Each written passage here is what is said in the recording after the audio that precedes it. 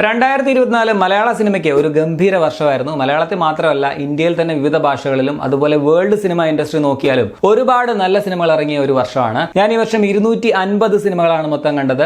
പതിവ് പോലെ ഞാൻ നോട്ട് ചെയ്ത് വെച്ചിട്ടുണ്ട്. അതിൽ നിന്നും ഞാൻ സെലക്ട് ചെയ്ത എനിക്ക് വർക്കായ, എനിക്ക് പേഴ്സണൽ ഫേവറേറ്റ് ആയിട്ടുള്ള പടങ്ങളുടെ ലിസ്റ്റാണ് ഈ വീഡിയോയിൽ നമ്മൾ പറയുന്നത്. ഇത് എന്റെ പേഴ്സണൽ ലിസ്റ്റ് മാത്രമാണ് കേട്ടോ. ഇന്ത്യൻ സിനിമകളും അതുപോലെ ഇന്റർനാഷണൽ ഫിലിംസും ഒരുമിച്ച് ചെയ്യാമെന്നാണ് ഞാൻ ആദ്യം വിചാരിച്ചത്. ബട്ട് ലെങ്ത് കുറച്ച് കൂടും. പിന്നെ ഒരു പോൾ ഇട്ടപ്പോഴും സെപ്പറേറ്റ് മതി എന്നായിരുന്നു ഭൂരിപക്ഷം പേരും കമന്റ് ഇട്ടത്. സോ ഇത് 2 പാർട്ടായിരിക്കും. ഫസ്റ്റ് പാർട്ടിൽ നമ്മൾ ഇന്ത്യൻ സിനിമകളാണ് പറയുന്നത്. നെക്സ്റ്റ് വേൾഡ് മൂവീസ് പറയാം. So 20 best Indian movies plus some honourable mentions ആണ് ഈ വീഡിയോയിൽ നമ്മൾ ഉൾപ്പെടുത്തിയിട്ടുള്ളത്. സോ ലെറ്റ് us start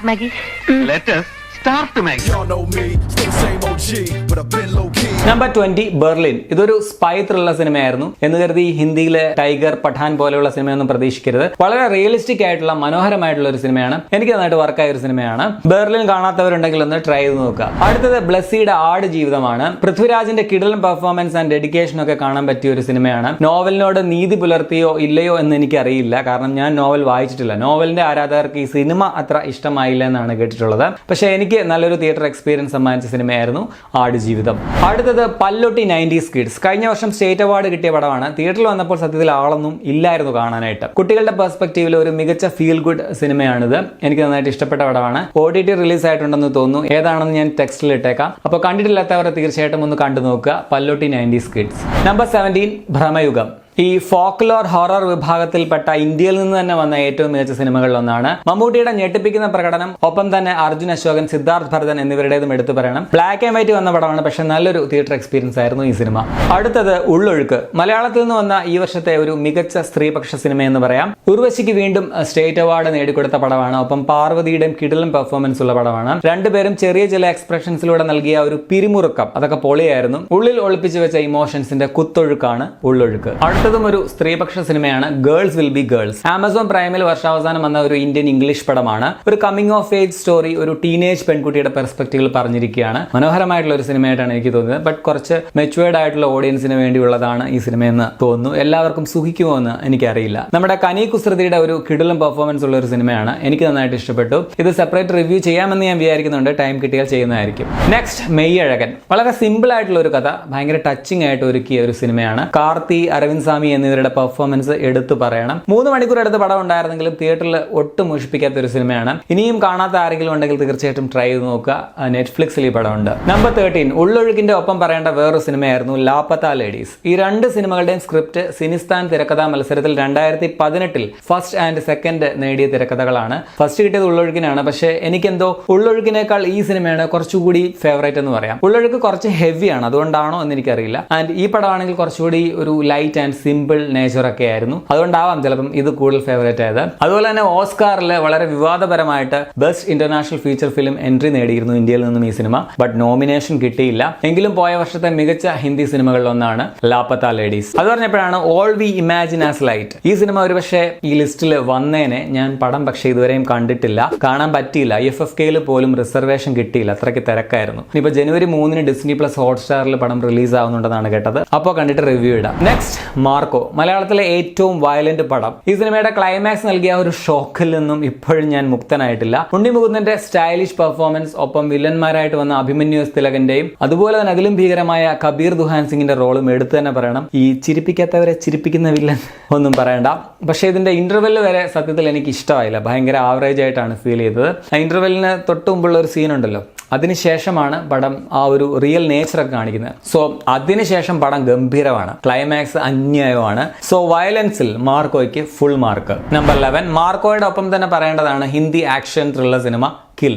മറ്റൊരു ബ്രൂട്ടൽ വയലന്റ് പടമാണിത്. മാർക്കോയിൽ ഇപ്പോൾ കുറെ അനാവശ്യമായിട്ടുള്ള ഇൻട്രോ, ക്ലീഷേ, ഹീറോയിക് സീനുകൾ, ഫാൻസിന് വേണ്ടിയുള്ള കുറെ കാര്യങ്ങൾ, സ്ലോ മോഷൻ, പിന്നെ പിള്ളേരടക്കം സപ്പോർട്ടിംഗ് ആക്ടേഴ്സിന്റെ തള്ളിമറിക്കൽ, ഇതൊക്കെ ഒന്ന് കുറയ്ക്കുകയായിരുന്നെങ്കിൽ കില്ല് പോലെ ഒരു പെർഫെക്റ്റ് കിടിലൻ വയലന്റ് ആക്ഷൻ ത്രില്ലർ ലഭിച്ചേനെ എന്ന് ഞാൻ പറയും. സ്റ്റിൽ ഇത് രണ്ടും ഈ വർഷത്തെ നൈസ് വയലന്റ് ആക്ഷൻ പടങ്ങളാണ്. ലിമിറ്റഡ് സ്പേസിൽ, അത് നമ്മുടെ ഇന്ത്യൻ റെയിൽവേയുടെ പരിമിതികൾ വെച്ചുകൊണ്ടുള്ള ആ ഒരു ആക്ഷൻ സംഭവം, അത് കില്ലിന്റെ സ്പെഷ്യാലിറ്റിയാണ്. ഇതിന്റെ ഇപ്പോൾ ഹോളിവുഡ് റീമേക്ക് ഒക്കെ വിറ്റുപോയി എന്നാണ് കേട്ടത്. എന്തായാലും തിയേറ്ററിൽ ഒരു ഗംഭീര എക്സ്പീരിയൻസ് ആയിരുന്നു കിൽ. നെക്സ്റ്റ് പ്രേമലു. ഇതൊരു ഓവർ റേറ്റഡ് പടമാണെന്നൊക്കെ എല്ലാവരും പറയുന്നുണ്ടെങ്കിലും എനിക്ക് തിയേറ്ററിൽ കണ്ട് നന്നായിട്ട് ഇഷ്ടപ്പെട്ട ഒരു സിനിമയാണ്. മിഡിൽ ക്ലാസ് ആയിട്ടുള്ള ആൾക്കാർക്ക് നന്നായിട്ട് റിലേറ്റ് ചെയ്യാൻ പറ്റുന്ന ഇതിലെ നായകൻ, ഒപ്പം ഫ്രണ്ട്സ് ആൻഡ് സപ്പോർട്ടിംഗ് ക്യാരക്ടേഴ്സ്, ആ ഒരു കഥാപശ്ചാത്തലം, ഇതൊക്കെയാണെന്ന് തോന്നുന്നു ഇതിന്റെ ഒരു പ്രത്യേകത. എന്തായാലും ഈ വർഷത്തെ നല്ലൊരു റോംകോം ഫിലിം ആയിരുന്നു പ്രേമലു.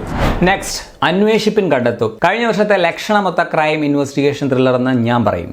ഇത് കുറച്ചുകൂടി വിജയിക്കേണ്ട ഒരു സിനിമയായിരുന്നു എന്ന് എനിക്ക് തോന്നിയിട്ടുണ്ട്. ഒരു 80s പത്മരാജൻ അല്ലെങ്കിൽ KG ജോർജിന്റെ ഒക്കെ ത്രില്ലർ ഫിലിംസ് കാണുന്ന ഒരു ഫീല് തന്ന ഒരു സിനിമയാണ്. ക്ലാസ് പടമാണ്. എനിക്ക് ഭയങ്കര ഇഷ്ടമാണ് അന്വേഷിപ്പിൻ കണ്ടെത്തും. അടുത്തത് സൂക്ഷ്മദർശിനി. ഒരു ഹിച്ച്കോക്കിയൻ സ്റ്റൈൽ ക്രൈം ത്രില്ലർ നമ്മുടെ സത്യൻ അന്തിക്കാടിന്റെ കഥാന്തരീക്ഷത്തിൽ കൊണ്ടുവന്നാൽ എങ്ങനെയിരിക്കും, അതാണ് ഈ പടം. ഞങ്ങളുടെ നാടാണ് പടത്തിൽ കാണിക്കുന്നത്. ഇതിനു മുമ്പുള്ള അന്വേഷിപ്പിൻ കണ്ടെത്തുമിലും കോട്ടയവും ചങ്ങനാശ്ശേരി പാലായൊക്കെയാണ് കാണിച്ചിരുന്നത്. സോ ഞങ്ങൾക്ക് പെട്ടെന്ന് റിലേറ്റ് ചെയ്യാൻ പറ്റി. അതുപോലെ നല്ല എക്സ്പീരിയൻസ് ആയിരുന്നു ഈ സിനിമ തിയേറ്ററിൽ കാണാനായിട്ട്. ഉടൻ ഡിജിറ്റലി അവൈലബിൾ ആകുമെന്നാണ് കേൾക്കുന്നത്. Next Manjummel boys. ഈ വർഷത്തെ ഏറ്റവും വലിയ ഹിറ്റുകളിലൊന്ന്, ഏറ്റവും വലിയ പണം വാരി പടം. ഒരു റിയൽ സംഭവം റിയലിസ്റ്റിക് ആയിട്ട് അവതരിപ്പിക്കുന്നതിനോടൊപ്പം തന്നെ വളരെ എന്റർടൈനിങ് ആയിട്ടും ത്രില്ലിംഗ് ആയിട്ടും ഒരുക്കി എന്നുള്ളതാണ് ഈ പടത്തിന്റെ വിജയം. തമിഴ്നാട്ടിലെ ഏറ്റവും ഹിറ്റായ മലയാളം പടങ്ങളിലൊന്നാണിത്. സൗബിൻ ഷാഹിർ, ശ്രീനാഥ് ബാസി, ദീപക് പറമ്പോൾ, അങ്ങനെ എല്ലാവരുടെയും കിടു പെർഫോമൻസ് ഉള്ള സിനിമയാണ്. ഇളയരാജയുടെ ഗുണയിലെ കൺമണി അൻപോട് കാതൽ എന്ന പാട്ട് ഈ പടത്തിന്റെ വിജയത്തിൽ വഹിച്ച പങ്ക് വളരെ വലുതാണ്. നെക്സ്റ്റ് ലബർ പന്ത്. ഭയങ്കര രസമുള്ള നൊസ്റ്റാൾജി തരുന്ന ഒരു സിനിമയാണ്.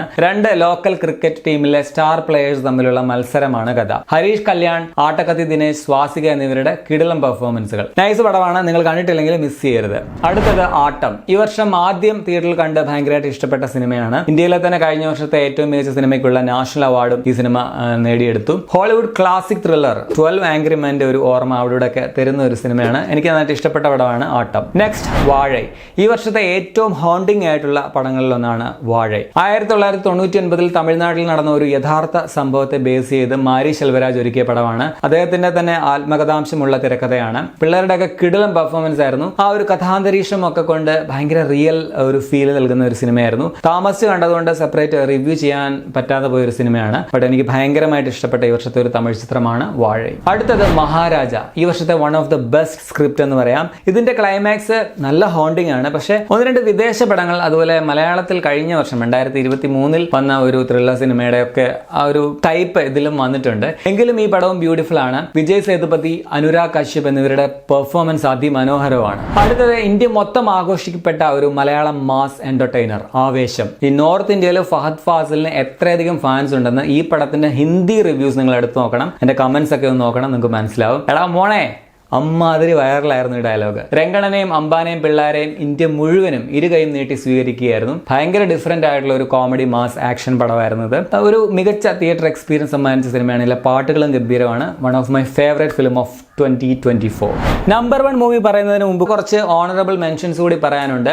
മെറി ക്രിസ്മസ് ഒരേ സമയം തമിഴിലും ഹിന്ദിയിലും എടുത്ത ഒരു പടമാണ്. വിജയ് സേതുപതിയും കത്രീനയും അഭിനയിച്ച ഒരു ക്രിസ്മസ് ക്രൈം ത്രില്ലർ. ടൊവിനോയുടെ period adventure action film ARM. ഒരു ഡിഫറെന്റ് ഇൻവെസ്റ്റിഗേഷൻ ത്രില്ലർ ആയിട്ടുള്ള ഗോളം. ഒരു മികച്ച ഫിനാൻഷ്യൽ ത്രില്ലറായ ദുൽഖർ സൽമാന്റെ ലക്കി ഭാസ്കർ. മലയാളത്തിലെ ആദ്യത്തെ ഒരു ഡിസ്റ്റോപ്പിയൻ മൂവി എന്ന് പറയാവുന്ന ഗഗനചാരി. തെലുങ്കിൽ നിന്ന് വന്ന ഒരു കൊച്ചു ടൈം ട്രാവൽ പടം ആരംഭം. അതുപോലെ തന്നെ കന്നഡയിൽ നിന്ന് വന്ന ഒരു ചിന്ന കിളിപറത്തൽ ഐറ്റം ബ്ലിങ്ക്. മലയാളത്തിൽ നിന്ന് വന്ന മറ്റൊരു ചിന്നക്കിളി ലെവൽ ക്രോസ്. ഒരു മികച്ച ഹിന്ദി സോഷ്യൽ ഡ്രാമ ത്രില്ലർ ഭക്ഷക്. തെലുങ്കിൽ നിന്ന് ഒരു ക്യൂട്ട് ഒരു ചെറിയ പടം. തുടക്കം കുറച്ച് ക്ലീശ ആണെങ്കിലും പിന്നെ നൈസായി മാറുന്ന പടം 35 ചിന്ന കഥ കാതു. ഈ വർഷം അവസാനം വന്ന ഒരു different action thriller Rifle Club. Next വെട്രിമാരന്റെ വിടുതലൈ പാർട്ട് 2.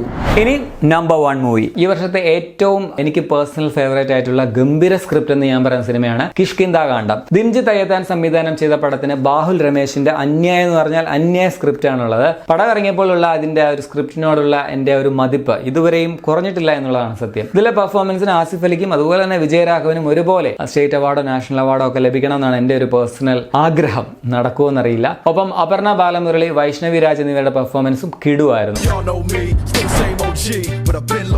അപ്പൊ ഇത്രയുമാണ് 2024 ഇറങ്ങിയ ഇന്ത്യൻ പടങ്ങളിൽ എന്റെ ഫേവറേറ്റ് ആയിട്ടുള്ള സിനിമകൾ. എന്തുകൊണ്ട് ചില പടങ്ങൾ ആദ്യത്തെ നമ്പറുകളിൽ വന്നു, എന്തുകൊണ്ട് ചിലത് പിന്നിലേക്ക് പോയി എന്ന് പലർക്കും സംശയം തോന്നാം. സ്വാഭാവികം. ബട്ട് സ്ട്രിക്ട്ലി ഇത് എന്റെ പേഴ്സണൽ ലിസ്റ്റ് ആണല്ലോ, അതുകൊണ്ടാണ് കേട്ടോ. നിങ്ങളുടെ ഫേവറേറ്റ് സിനിമകൾ വളരെ ഡിഫറെന്റ് ആയിരിക്കും. അപ്പോൾ നിങ്ങളുടെ ഫേവറേറ്റ് ആയിട്ടുള്ള പടങ്ങൾ ഏതാണെന്നുള്ള ലിസ്റ്റ് കമന്റ് ആയിട്ട് രേഖപ്പെടുത്തുമല്ലോ. ഇനിയിപ്പോൾ വേൾഡ് സിനിമകളിൽ എനിക്ക് ഇഷ്ടപ്പെട്ട സിനിമകളെ കുറിച്ച് അടുത്ത വീഡിയോയിൽ നമ്മൾ പറയുന്നതായിരിക്കും. വീഡിയോയെ കുറിച്ചുള്ള അഭിപ്രായങ്ങൾ നിങ്ങൾ കമന്റ് ചെയ്യുമല്ലോ.